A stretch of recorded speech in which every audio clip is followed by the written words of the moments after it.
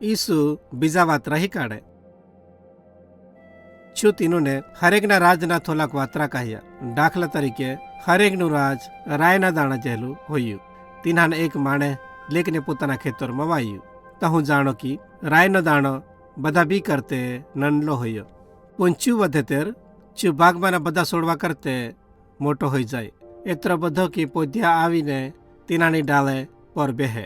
ઈસુ એક બીજો વાતરો કહ્યો. હરેકનું રાજ આથા જેલું હોયું.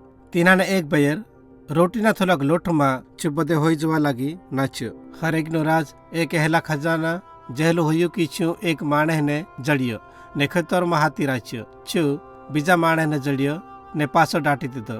છું એટલો ખુશ હોઈ ગયો કે તેના પાસે જો હતું છું વેચી નાખ્યું ને ખેતર વેચાતું લીધું. ઈશ્વરનું રાજ મોંઘી મોતી જેલું હોયું. જે વેપારીને જડી તેર જે વેચાતી લેવા પોતાનું બધું વેચી નાખ્યું. પછી ઈસુ જે પોતાના વારું કામ પર ભરો કરતેલા ને બીજા માણસને વાગ કાઢતેલા તીનુને એ વાતરો કહ્યો. બે માણે મંદિરમાં પ્રાર્થના કરવા જ્યાં. એક ફાળો લેવાવાળો ને બીજો ધર્મનો પૂજારો. ધર્મનો પૂજારો અહીં પ્રાર્થના કરી, ઈશ્વર તારો આભાર માનું કે મેં બીજા માણું જેહલો ને એના ફાળો લેવાવાળા જેહલો પાપી ને લૂંટવાવાળો ને બગાડવાવાળો ને સિનાળું કરવાવાળો નહીં મળે. દાખલા તરીકે મેં અઠવાડિયામાં 2 વાર ઉપવાસ કરું ને મારી બધી માલ મિલકતનો 10મો ભાગ આપું.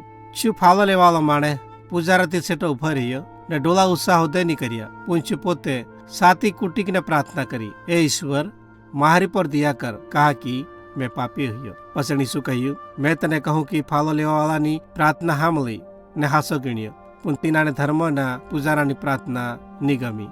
જે મોટાઈ કરે તેનુંને ઈશ્વર હુંગરા કરે ને જે પોતાને હુંગરો બનાવે તેનુંને ઉત્સાહ કરે.